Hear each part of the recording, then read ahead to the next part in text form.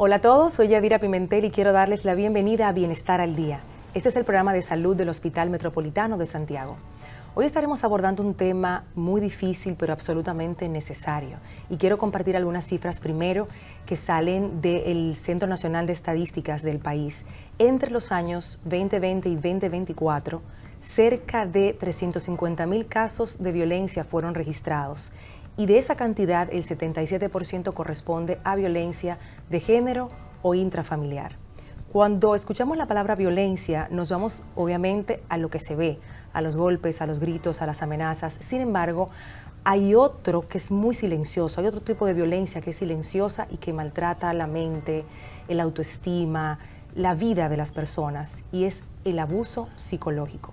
Hoy estamos conversando sobre abuso psicológico con el doctor Deseado Guzmán, psiquiatra infanto-juvenil del Hospital Metropolitano de Santiago. Bienvenido, doctor. Muchas gracias, Yadira. Tema difícil. Un tema complejo, muy complejo, honestamente. Vamos a empezar definiendo abuso psicológico para poderlo aterrizar y que podamos tener esta conversación de la manera más empática y respetuosa posible, porque es un tema doloroso. Sí, muy doloroso, porque solamente a veces reconocemos básicamente el abuso físico. Así es. Que es el que se ve, Ajá. básicamente el que se siente y el que todo el mundo puede percibir. Pero el abuso psicológico, básicamente, que no es más un patrón conductual, claro, para definirlo, básicamente que altera la estabilidad emocional del individuo, logrando este individuo tener control de la otra persona, para así provocar daño, honestamente. Por eso le llaman que es silencioso. Que es silencioso. O sea, es un patrón conductual. ¿Cómo hace uno para identificarlo? Es complejo. Además de difícil, entonces estamos hablando de algo complejo. Sí, sí, realmente. Y al igual que también se van enumerando otros que a medida que han ido pasando los años, se han podido ir identificando niveles, tipos de abuso psicológico o emocionales que alteran el curso y generan disfuncionabilidad en ese individuo, desde la niñez hasta la adultez, que muchas veces no reconocemos nuestros actos cuando con nuestros niños, y las consecuencias la vemos cuando estamos siendo adolescentes o adultos. Wow, sí. Cómo se va acumulando todo esto, sí, y se destapa entonces en una etapa donde vienen cambios, y por eso es tan importante hablar de esto. ¿Cómo pudiéramos colocar los tipos de abusos, si es que existen, para poderlos entender? Bueno, los más conocidos, porque existen aproximadamente más de 20 tipos de abusos, pero los más conocidos que la literatura básicamente trata y explica, y lo que el día a día nosotros podemos reconocer, que es el abuso verbal, que es también llamamos agresión verbal, que no solamente con dar golpes, con herir, humillar, degradar a ese individuo o a esa otra persona, realmente te va generando una alteración propiamente hasta cognitiva. Sí. Está la humillación, está el gaslighting, que es la manipulación mental, que está muy de moda. Sí. Que donde podemos reconocer también dentro de el mismo abuso económico. Ese abuso económico que tienes control, específicamente sucede más con las mujeres, los hombres hacia las mujeres, donde tienes control, donde te quiere hasta localizar, que ese es otro tipo de abuso, el tema de la geolocalización, donde tú estás, que es muy común y a veces lo tratamos de normalizar. Sí, sí. Déjame ver cómo en el teléfono yo puedo tener tu ubicación para saber dónde tú estás y tú tener la mía. Es decir, es una forma de seducción, de persuadir a la otra persona, que a veces sus términos cuidando. Exacto, y van formalmente camuflajeados, realmente. Y tocando en el gaslighting, que es la manipulación mental, que está muy de moda en ciertos individuos con cierto perfil, que creo que deberíamos tratar un poco más adelante, claro, que trata básicamente de cómo ese individuo utilizar su contenido, su discurso para contradecirte, para decirte, esta situación que ha pasado, yo estoy aquí, y te dice, no, yo no estuve aquí. Entonces le hace creer a la otra persona, o más bien tergiversa la información, básicamente, y te dice, es que tú estás loca. ¿Y dónde tuviste eso? Y eso es muy común en nuestra sociedad. Más común de lo que pudiéramos imaginarnos, claro que sí, doctor. Claro. Porque culturalmente hablando también, cuando usted menciona ciertas cosas, ya se han ido normalizando. Sí. El tema verbal, mucha gente dice, no es que yo soy así. yo hablo así, yo tengo la boca muy dura. Y asumiendo esa postura de yo soy así, entonces se está maltratando a los hijos, a la pareja, a los compañeros de trabajo, y está entonces ejerciendo abuso psicológico. Y a veces lo cometemos porque también debemos tocarnos inconscientemente, de cierta manera, porque los factores sociales, los factores ambientales te llevan a cometer uno de estos tipos de abuso, realmente. Mira, el abuso económico es tan drástico para familias, principalmente para mujeres que tienen que resolver ciertas situaciones, canasta familiar elevada, el dinero no suple adecuadamente y tiene que cumplir con ciertas necesidades, y que una persona venga y te diga, ¿en qué tú gastaste tanto? Es decir, son situaciones de verdad apremiantes que cognitivamente te van creando, y ahí vienen surgiendo una serie de mecanismos de defensa que el individuo va a presentar la indefensión aprendida, donde este individuo se queda como una forma de decir, wow, es que ya es todo normal. Ya no, lo normalizo. Ya es todo normal, total. Entonces ahí viene el ciclo del abuso, la humillación, el trato, finalmente con la culpa. Con la culpa. Ese es digamos que el trayecto. El trayecto, claro. Del trayecto. Usted mencionaba algo que me impactó y es muy real. La mayoría hemos podido caer en algún tipo de abuso psicológico, específicamente en el verbal, por circunstancias, porque te saliste de control, porque no supiste gestionar tus emociones, pero no se cataloga como abuso como tal, sino como un hecho. Cuando yo digo eso es abuso psicológico, porque debe haber repetición, ¿cómo lo identifico? El patrón conductual debe ser continuo, repetitivo, para lograr una alteración. Sí, no hay una alteración evidentemente emocional, o no hay una alteración de las funciones ejecutivas, que es como nosotros nos desenvolvemos el día a día para utilizar. Y ya tú vas notando con ciertas personas que se me olvidó las cosas. Alteración del estado de ánimo, alteración, te tornas ansiosa. Realmente para tú emprender, reaccionar, te quedas en la cama, no dialogas con la otra persona, te rezaga frente a cualquier tipo de situación, frente a los hijos, no te puedes levantar, hacerle qué hacer, no lo acompañas. Entonces, son una serie de elementos que se van unificando, reagrupando, entonces van dando finalmente lo que es las complicaciones más graves. Los trastornos de estado de ánimo, estrés postraumático, es más, hasta llegar hasta los pensamientos de muerte. Hasta ahí llega el abuso psicológico sostenido y no tratado. Y no identificado, porque ahí tenemos que entrar en esa conversación.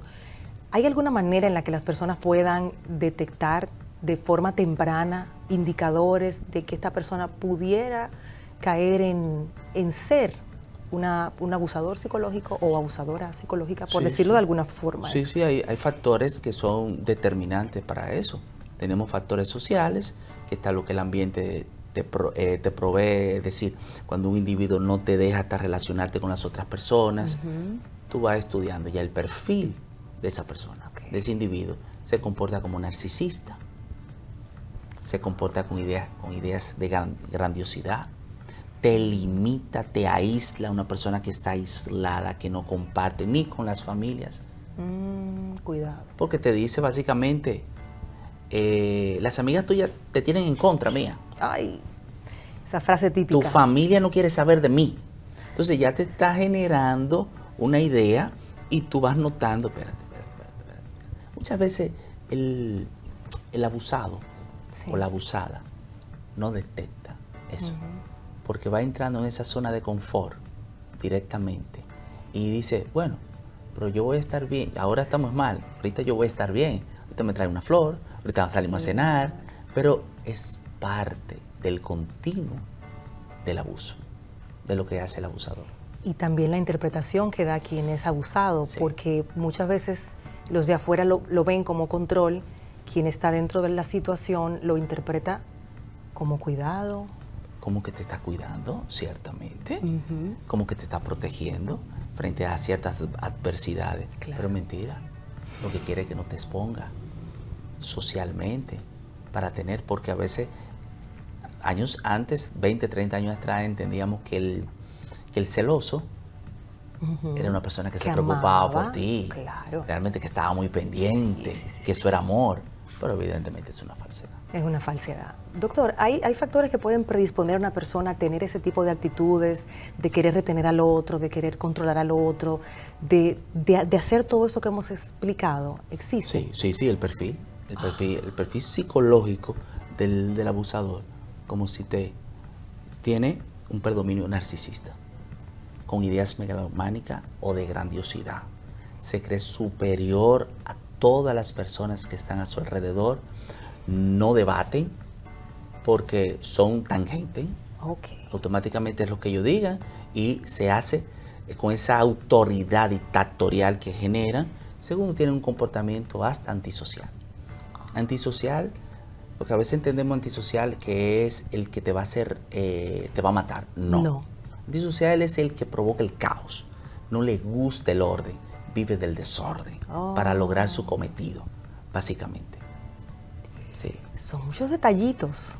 Claro que sí. Que hay que observar. Sí, y evidentemente por eso la personalidad se compone de dos elementos. Está en el 50% lo que te da el temperamento, que es lo que heredamos de nuestros padres genéticamente, lo que se nos facilita, y el carácter, y es lo que forjamos a través de los valores, la educación, todos los factores ambientales que nos generan. Entonces vamos conformando esa estructura de personalidad que tiene que tener cada individuo. Definitivamente. Seguimos después de esta pausa con este tema interesante, abuso psicológico. El doctor Deseado Guzmán, psiquiatra infanto-juvenil del Homs, está hoy con nosotros.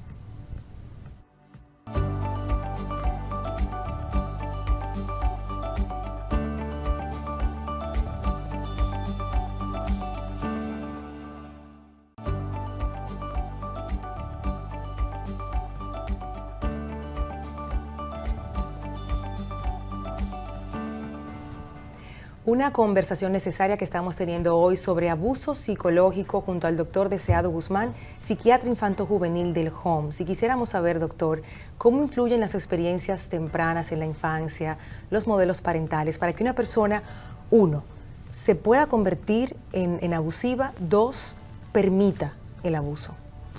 Bueno, es bueno citar, ella dirá, porque es una pregunta muy interesante, de verdad, porque eso va contextualizando y va dando la estructura a que un individuo a mediano y a largo plazo pueda convertirse en abusador o que tenga esas características. Básicamente es cómo la familia va dando estructura, va dando formación a ese niño.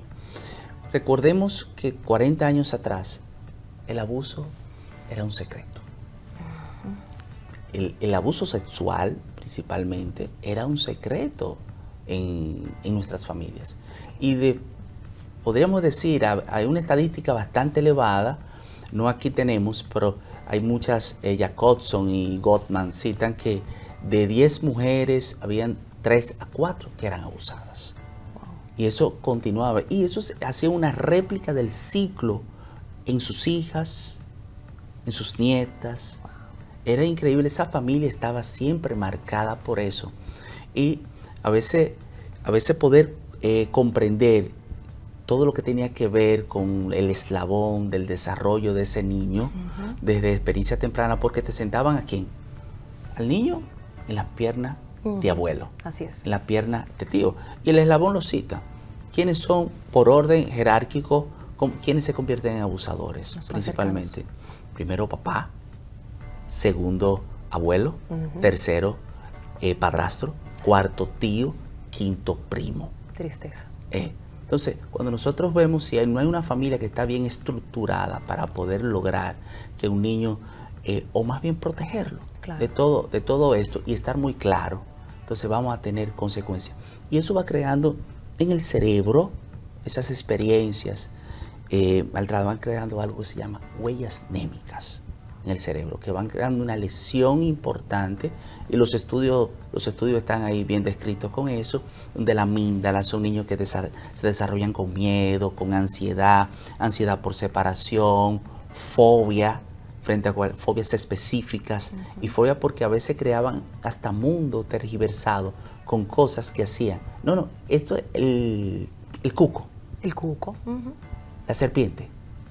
La varita. La bruja. La bruja, exacto. Entonces, iban creando una atmósfera que no era muy agradable para esto. Entonces, con eso, a veces todavía hay personas que usan de cierta edad y sí. todavía, exactamente. Total, es un tema súper amplio. Pudiéramos tener hasta una segunda parte del mismo porque es muy importante, hablar de estos temas, doctor. En su experiencia, ¿dónde está la complicación mayor de aceptar que está siendo abusado psicológicamente? Primero, es la información, cómo se da la información. Porque si es un niño, cuesta, por temor, están las amenazas.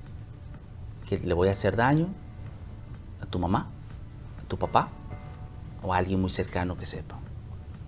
Segundo, si es un adolescente, cuesta por el temor a la degradación, a la vergüenza, al manejo. Tercero, si es un adulto, la información cuesta. Por eso tenemos tantos casos de feminicidio. Sí. Porque vemos ya el abuso físico como una consecuencia, pero todo todo lo que se coció en esa olla que rebosó, la agresión física ya cuando todo rebosó. Claro. Una persona que no gestiona bien sus emociones ya básicamente actuó por impulsividad, donde no tuvo recursos para gestionar. Claro. Entonces cuesta poder manejar la información y crear conciencia y educación para que esas, principalmente las damas, puedan hacer las denuncias adecuadas y tener un ministerio público que pueda acompañar. Por Dios, que responda. Sí.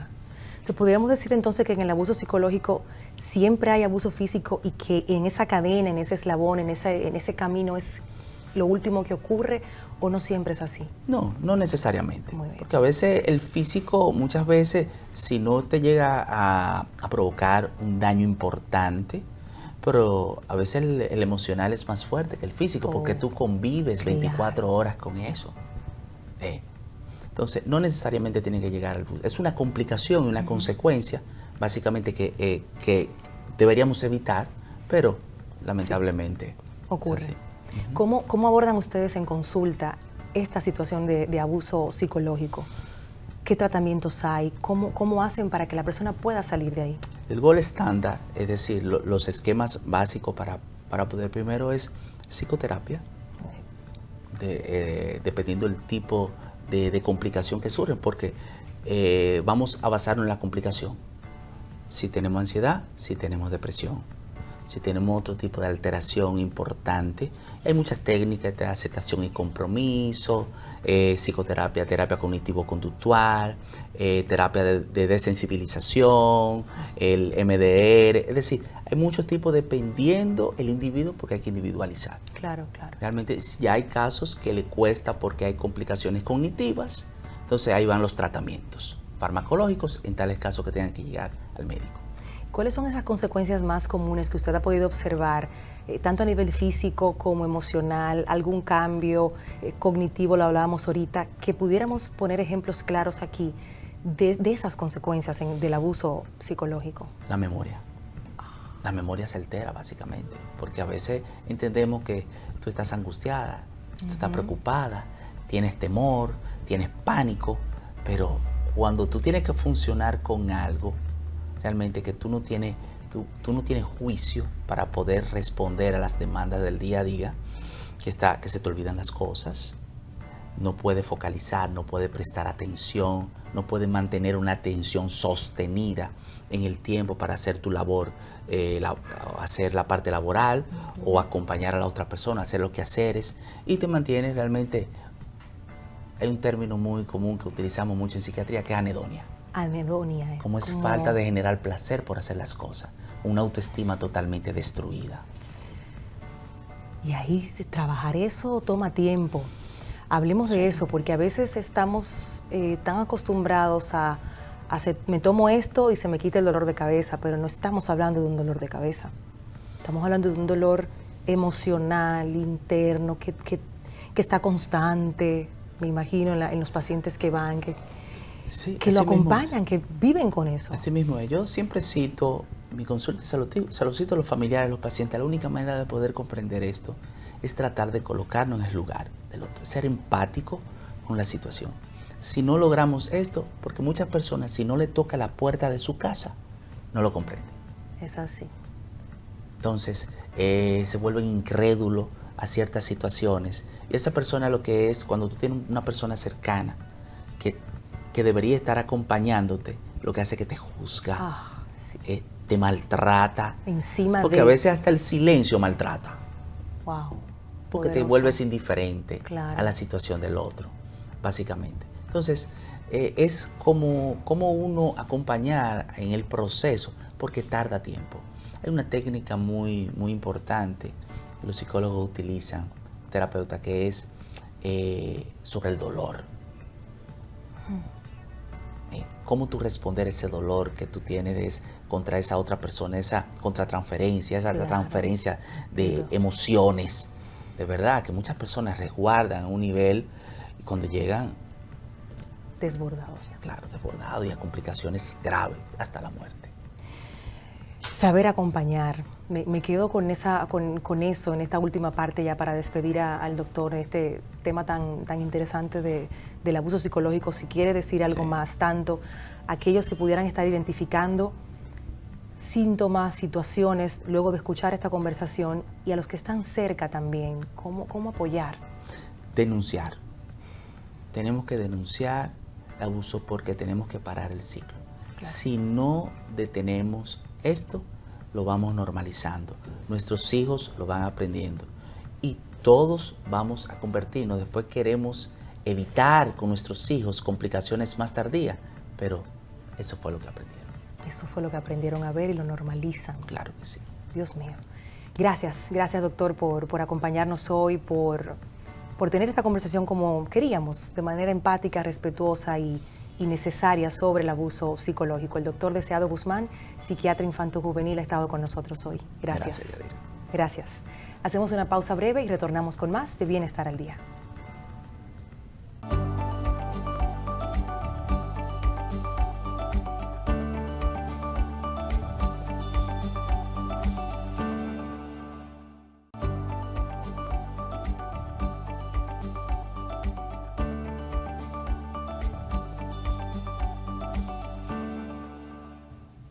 Estamos de regreso en Bienestar al Día. Decirles que empezar a sanar después de una relación donde se ha experimentado abuso psicológico puede ser un camino muy desafiante. Decir también que cada paso te lleva a tu bienestar y que sí es posible.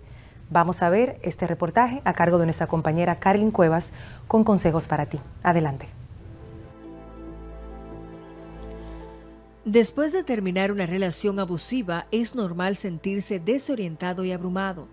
Por eso, hoy queremos dedicar este espacio a algo esencial: cómo empezar a recuperar nuestro bienestar emocional y reconstruir la relación con nosotros mismos y con los demás. Sabemos que el proceso no es rápido ni sencillo y que emociones como la culpa, el miedo o la confusión pueden aparecer de forma inesperada.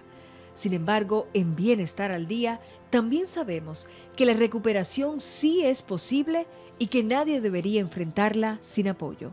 ¿Qué podemos hacer entonces para empezar? Practica la autocompasión. Ser amable contigo mismo es fundamental después de una experiencia que pudo haber debilitado tu autoestima.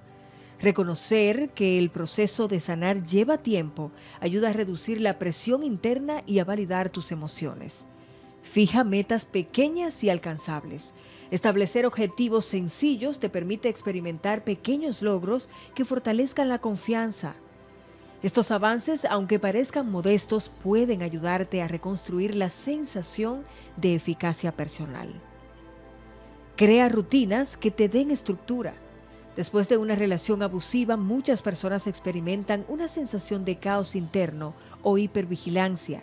Contar con horarios claros para actividades básicas como levantarte, comer o descansar puede aportar estabilidad y reducir la sensación de incertidumbre cotidiana. Organiza tu espacio personal para que sea seguro y calmado. Reconfigurar tu entorno, ya sea cambiando la disposición de los muebles, reorganizando tu habitación o añadiendo elementos que transmitan tranquilidad, pueden ayudarte a sentir mayor control y seguridad. Tener un espacio que percibas como propio y protegido puede disminuir reacciones emocionales intensas y favorecer momentos de calma. Cuestiona tu diálogo interno negativo. El abuso psicológico suele dejar ideas dañinas sobre uno mismo que pueden sentirse como verdades. Tomarte el tiempo para identificar y analizar estas creencias puede ayudarte a empezar a desmontarlas y reemplazarlas por pensamientos más equilibrados. Retoma actividades que te gusten. Reconectar con actividades significativas te ayuda a recuperar espacios de alegría o calma que quizá se perdieron durante la relación abusiva. Estas actividades también pueden recordarte quién eras antes del maltrato y quién puedes volver a ser. Rodéate de personas que te respeten. El apoyo social es clave para reconstruir la confianza en los demás y en ti mismo. Buscar relaciones basadas en el respeto y la empatía puede ayudarte a sentirte más seguro mientras avanzas en tu proceso. Busca apoyo profesional. Un profesional de la salud mental puede ofrecer un espacio seguro para explorar tus emociones y experiencias. Además, puede ayudarte a comprender patrones, reacciones y procesos comunes tras vivir abuso psicológico. Considera unirte a un grupo de apoyo. Los grupos de apoyo permiten escuchar a personas que han vivido experiencias parecidas y comprender que no estás solo. Estos espacios también pueden brindar perspectivas valiosas sobre cómo otros han enfrentado situaciones similares. Haz un plan de seguridad si lo necesitas. Si aún existe algún riesgo o contacto con el agresor, tener un plan puede darte una sensación de control y preparación. Esto incluye identificar a quién acudir o qué pasos tomar en situaciones de tensión o peligro. Aprende a establecer límites saludables.